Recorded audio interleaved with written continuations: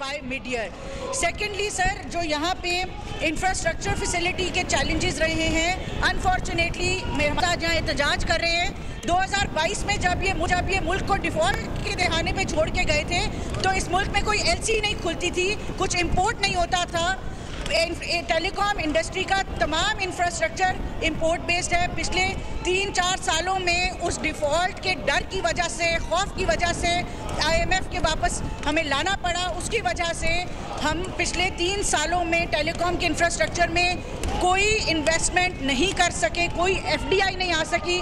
आज जब हमारी मैक्रो इकोनॉमी बेहतर हो रही है, हमारा इंटरेस्ट रेट जो है वो नीचे आ चुका है, इन्फ्लेशन 3% के ऊपर आ चुकी है, हमने करेंसी में पिछले 2 साल से एक कंसिस्टेंसी देखी है। अब FDI जो आएगा इंशाल्लाह इंटरेस्ट रेट की कमी की वजह से जो इन्वेस्टमेंट आएगी उससे टेलीकॉम इंफ्रास्ट्रक्चर बेहतर होगा। उस टेलीकॉम इंफ्रास्ट्रक्चर बेहतर होने से जो इंटरनेट है उसकी अवेलेबिलिटी बेहतर होगी।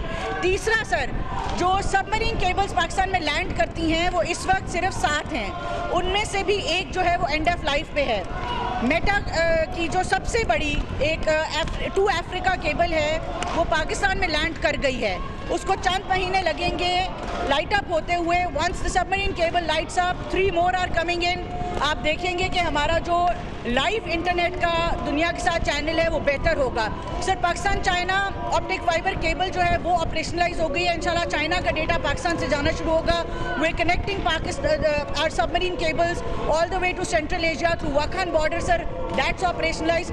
सो ओवरऑल इंटरनेट जो है उसमें कंसिडरेबल इम्प्रूवमेंट के लिए काम किया जा रहा है। But generally there definitely is sir internet congestion, which is because of lack of investment, it is because of lack of spectrum, and it is because of slightly less capability in terms of submarine cables जो पाकिस्तान की होनी चाहिए।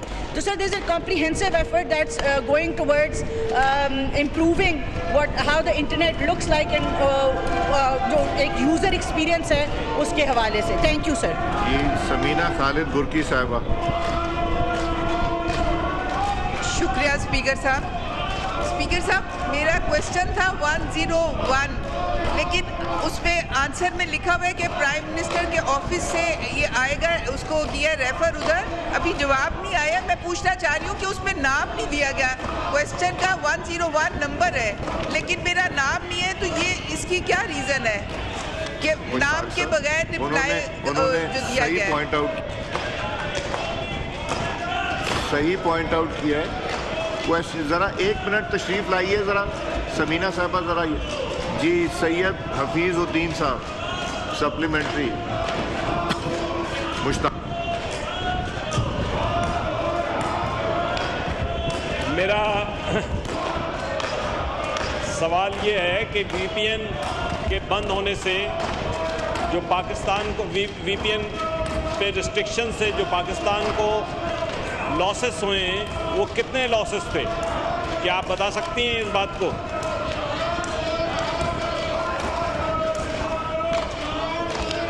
जी जी, हफीज़ुद्दीन साहब का mic खोलें। जो है वो generally should not be allowed in the country sir, जिसमें चाइल्ड पोर्नोग्राफी है, जिसके अंदर ब्लास्फेमिक कंटेंट है, मल्टीपल चीज़ें हैं। बट सर मैं वापस आऊँगी अपने इस मुद्दे पे कि VPN इंडस्ट्री के लिए बहुत इंपॉर्टेंट है, फ्रीलांसर्स के लिए बहुत इंपॉर्टेंट है, and without the use of VPN industry और ख़ास तौर पर फ्रीलांसिंग इंडस्ट्री नहीं चल सकती। सर उसके लिए PTA ने इस वक्त जो अपनी IP रजिस्ट्रेशन है वो फ्री ऑफ कॉस्ट है, दैट्स ओपन। 2010 से आज तक 1000 से भी कम रजिस्ट्रेशंस थी।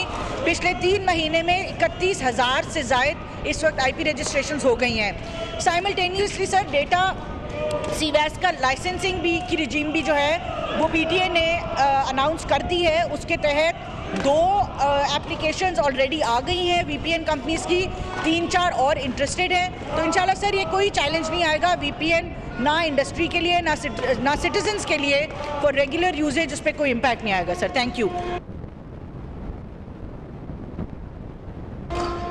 जी। नेक्स्ट क्वेश्चन आलिया कामरान साहिबा। जी सर।